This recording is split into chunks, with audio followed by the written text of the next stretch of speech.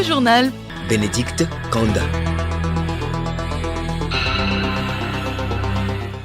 Madame, Monsieur, bonjour. Merci de nous rejoindre pour le 12h30 de ce lundi 2 septembre 2024. Au sommaire, le chef de l'État Faure Essaouzmouna Gnassingbé en Chine pour le forum sur la coopération sino-africaine FOCAC. S'associer pour promouvoir la modernisation et construire une communauté d'avenir partagée Chine-Afrique de haut niveau, c'est le thème retenu cette année. La castration chirurgicale, c'est dorénavant la sentence infligée aux violeurs d'enfants à Madagascar. Le décret d'application a été validé la semaine dernière. Dossier à suivre. Processus de décentralisation, le Togo dispose désormais de gouverneurs. La chronique juridique de ce lundi revient sur le rôle d'un gouverneur de région. Et puis l'actualité sportive, c'est à 13h dans le magazine des sports. radiolomé.tg. Bienvenue à tous. Le président de la République Faure Essaouzmouna Gnassingbé séjourne depuis hier en Chine pour prendre part aux travaux du 9e sommet du Forum sur la coopération sino-africaine FOCAC, sommet qui s'ouvre après-demain mercredi à Beijing. Juliette Kamdé. Le thème de cette année est « S'associer pour promouvoir la modernisation et construire une communauté d'avenir partagée Chine-Afrique de haut niveau ». Plusieurs chefs d'État et de gouvernement africains ainsi que des représentants d'organisations régionales africaines et internationales sont attendus à cette grande rencontre. Le FOCAC va permettre aux dirigeants chinois et africains de faire le point de leur partenariat et renouveler leur engagement fondé sur des intérêts mutuels face aux grands défis de l'heure, relatifs notamment à la sécurité, à la santé, à la relance de l'économie et au changement climatique. Il est prévu à cet effet des réunions de haut niveau, des rencontres bilatérales et une conférence des entrepreneurs Chine-Afrique. Pour sa part, le président Faure Essaouzmouna Gnassingbé aura des entretiens en tête-à-tête avec son homologue chinois pour évoquer les perspectives de partenariat stratégique global ainsi qu'avec des partenaires bilatéraux, multilatéraux et des investisseurs. Il faut rappeler que le Togo et la Chine ont une convergence de vues sur les grands enjeux mondiaux, notamment le maintien de la paix et de la sécurité, les échanges commerciaux et le développement des infrastructures socio-économiques. Officiellement créé en 2000, le FOCAC est l'initiative conjointe de la Chine et des États d'Afrique.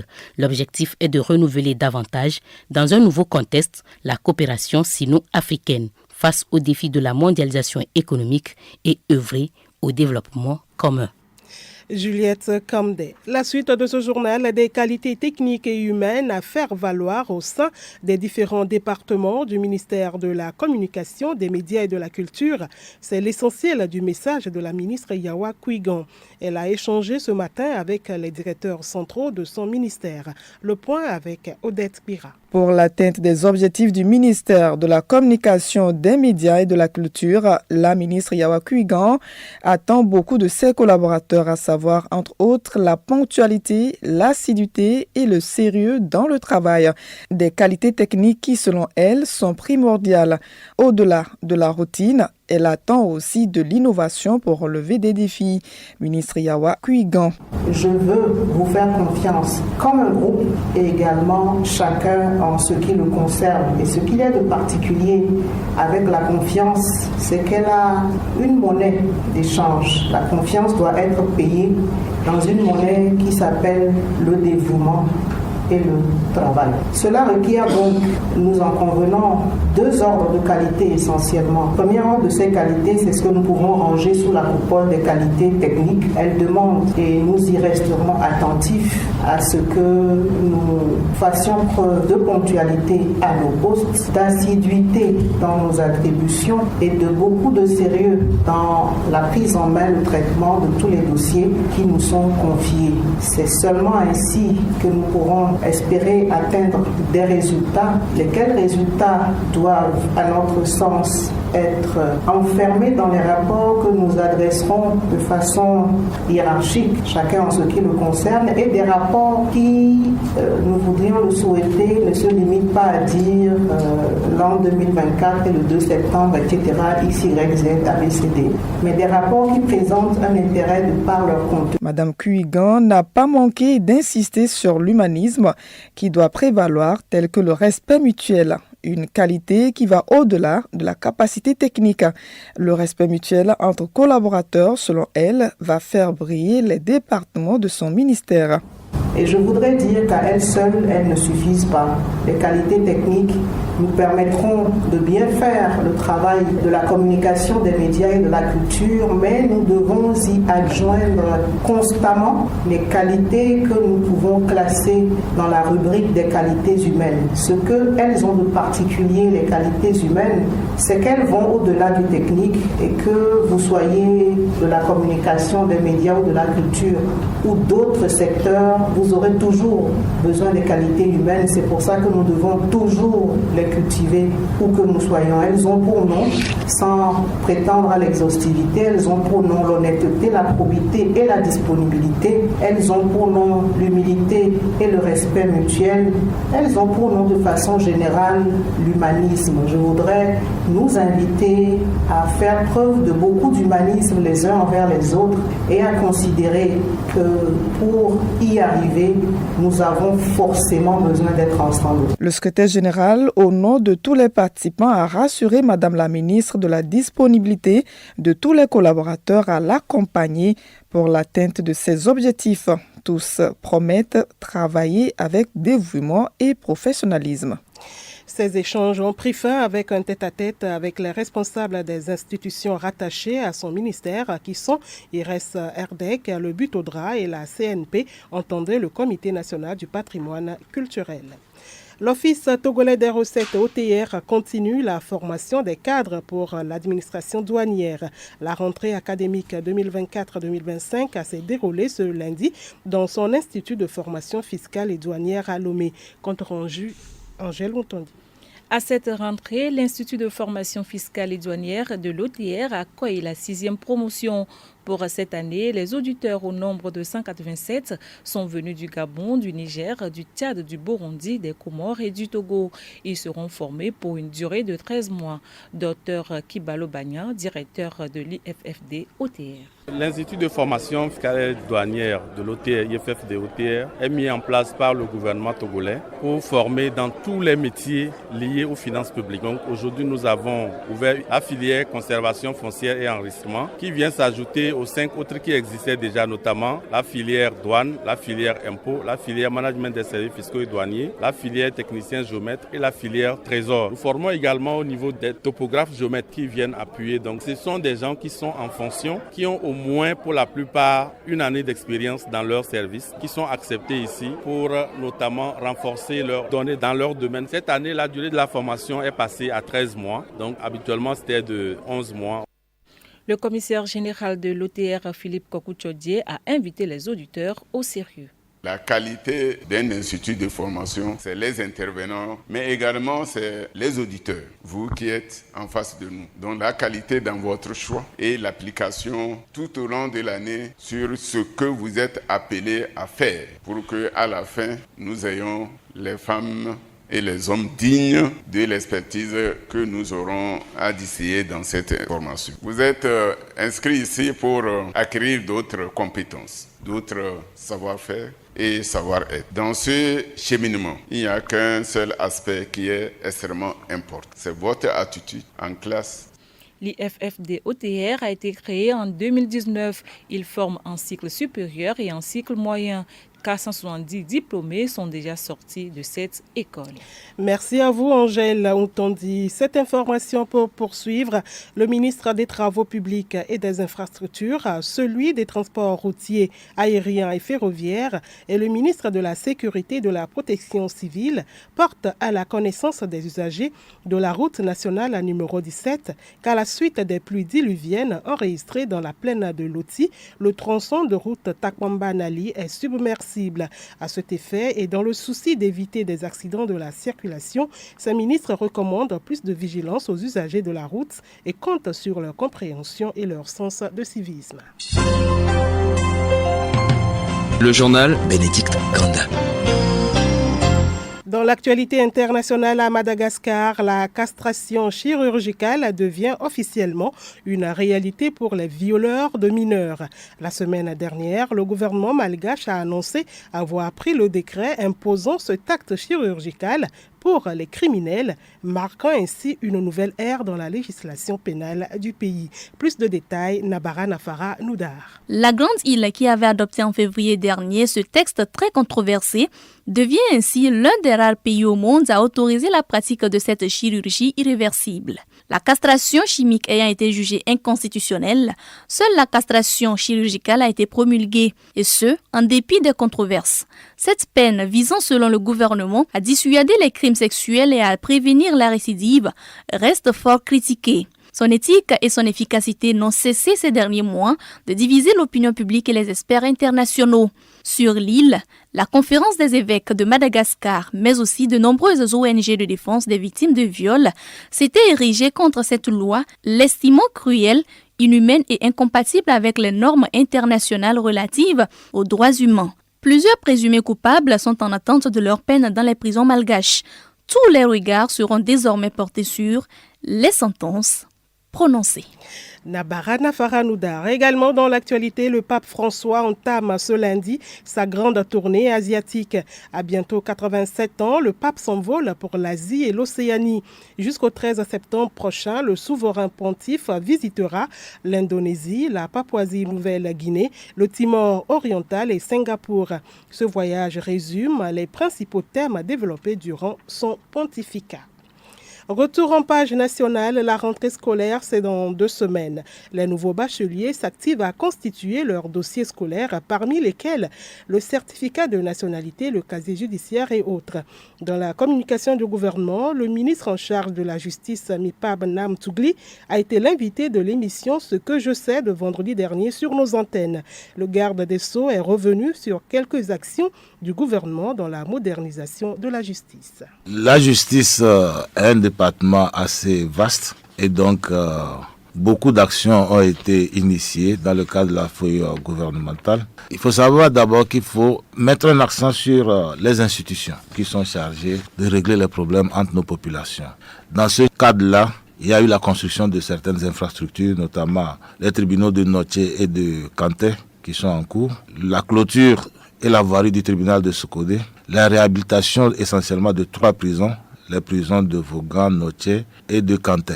À côté de ces institutions, nous avons les maisons de justice qui sont une des ambitions du chef de l'État de rapprocher la justice des populations. Nous en avons créé 17, dont actuellement 16 sont opérationnelles. Cette année, nous avions mis en chantier à peu près une dizaine de maisons de justice, 4 dans la région septentrionale et le reste dans les zones frontalières du territoire. Nous avons procédé à la digitalisation de l'extrait de casier judiciaire, ce qui marche très bien.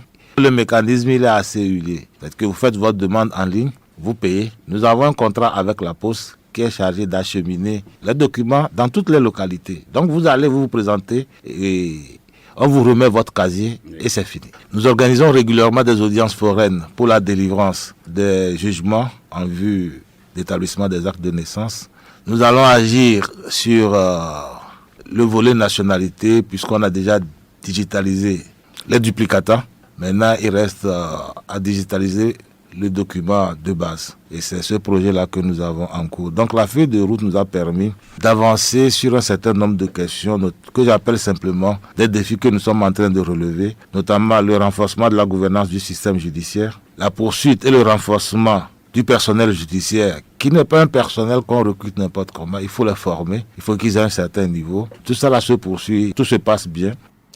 Et la suite avec la chronique juridique. Ils sont 5 gouverneurs de région nommés le 23 août dernier à l'issue du Conseil des ministres du nouveau gouvernement. Ces nominations marquent une étape importante dans le processus de décentralisation. Retour sur le rôle d'un gouverneur de région dans ce magazine de Sibi Lawson. Placé sous l'autorité hiérarchique du ministre chargé de l'administration territoriale, le gouverneur de région est le représentant direct du pouvoir central. À ce titre, il joue plusieurs rôles. Pali Sossinam, directeur de la décentralisation et des collectivités locales. Le gouverneur de région coordonne, sous l'autorité de chacun des ministres concernés, les services déconcentrés des administrations civiles de l'État à caractère régional. Le gouverneur a compétence pour signer, sur instruction du ministre des Finances et du ministre sectoriel, les contrats au nom de l'État, notamment avec le conseil régional, ce que l'on appelle contrat État-collectivité territoriale. Il a également pour mission de programmer et mettre en œuvre les opérations et actions de développement de la région en conformité avec les orientations nationales en la matière. Assurer le contrôle administratif, le respect des lois et de l'ordre public dans la région. Il dresse annuellement à l'autorité investie du pouvoir de nomination une proposition de notation concernant les chefs de service régionaux des administrations civiles de l'État. Il préside les commissions administratives qui intéressent les services de l'État au niveau régional. Il signe les ordres de mission des préfets qui sont sous sa subordination et les chefs des services déconcentrés saisis en cas de menace à l'ordre public dans la région, les ministres chargés de l'administration territoriale, de la sécurité et de la défense en vue de faire prendre les mesures nécessaires. Outre ces attributions, le gouverneur de région joue sa partition dans l'installation des bureaux des conseillers régionaux. Conformément à l'article 116 de la loi relative à la décentralisation et aux libertés locales, le gouverneur est chargé de convoquer exceptionnellement la première réunion du conseil régional en vue de l'élection des membres du bureau exécutif. Après les élections régionales, Monsieur le ministre de l'administration territoriale, de la décentralisation et du développement des territoires d'alors a rencontré tous les 179 conseillers régionaux et on attendait la nomination des gouverneurs pour pouvoir installer et faire élire les membres de tous les bureaux exécutifs et les renvoyer à leurs fonctions. La nomination des gouverneurs de région marque ainsi l'opérationnalisation des régions en tant que collectivité territoriale. À lundi prochain. Merci à vous, Sibylle Lawson. Un autre sujet un peu plus léger. Aujourd'hui, 2 septembre, est la journée mondiale consacrée à la barbe. Une occasion pour les hommes de montrer leur fierté pour leur pilosité faciale. Comment justement entretenir sa barbe pour paraître frais et beau? Voyons cela avec Abiré Lemon. L'entretien de la barbe est avant tout une question de précision. Le matin, avant de partir au travail, prenez soin de votre barbe avec un geste peu fréquent. Il s'agit d'un gommage de barbe fait maison. Il suffit de mélanger à votre huile à barbe du sucre en poudre et masser profondément. Rincez-vous ensuite en utilisant un shampoing ou un ingrédient démêlant. Ne sortez pas sans vous être bien brossé la barbe et sans avoir dessiné les contours à l'aide d'un rasoir. N'oubliez pas d'appliquer une huile à barbe pour lui apporter brillance. Le soir, avant d'aller vous coucher, si vous avez de longues barbes, faites de temps en temps un petit masque en appliquant en profondeur l'huile à barbe. Laissez reposer environ 10 minutes avant de rincer. En faisant ainsi, vous hydratez non seulement les poils, mais votre peau sous la barbe sera également bien nourrie. L'entretien de la barbe est ainsi tout aussi important que prendre soin de ses cheveux ou de sa peau. L'actualité sportive de ce lundi est à suivre dans le magazine des sports à 13h. Voici les grandes lignes. Le Togo entame sa campagne des éliminatoires pour la CAN 2025 vendredi prochain à Kégué face au Libéria. Les éperviers arrivent progressivement. 10 d'entre eux ont commencé les entraînements ce matin. Tournoi UFOAB des moins de 20 ans, les éperviers juniors ont été tenus en échec par le club Heart of Oak du Ghana à Lomé, 1 but partout. En basketball, la Coupe du Togo a rendu son verdict final ce samedi. Swallows chez les dames et Dito chez les messieurs sur le toit du basketball togolais. Rendez-vous donc tout à l'heure à 13h avec Alou Noyoé. Et l'information insolite du journal pour terminer, c'est une saisie juteuse pour les douaniers de San Diego en Californie qui ont découvert dans de fausses pastèques en plastique de la drogue en très grande quantité, 2 tonnes en tout. La récolte semblait bonne, mais c'était un leurre. À l'intérieur du véhicule, 1220 paquets en plastique dessinant des pastèques. Les fausses pastèques étaient mélangées à de vrais fruits. C'est un contrôle dans une plateforme logistique qui a permis de débusquer la ruse. Le conducteur parti de Mexique venait de passer la frontière.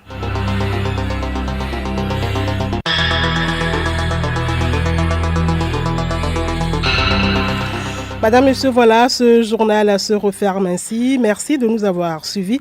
À retenir dans l'actualité, le chef de l'État-fort et Sozmna Nyong'o en Chine pour le forum sur la coopération sino-africaine FOCAC. S'associer pour promouvoir la modernisation et construire une communauté d'avenir partagée Chine-Afrique de haut niveau, c'est le thème retenu cette année. La castration chirurgicale, c'est dorénavant la sentence infligée aux violeurs d'enfants à Madagascar. Le décret d'application a été validé la semaine dernière. Excellent après-midi en compagnie de nos programmes. Prenez soin de vous.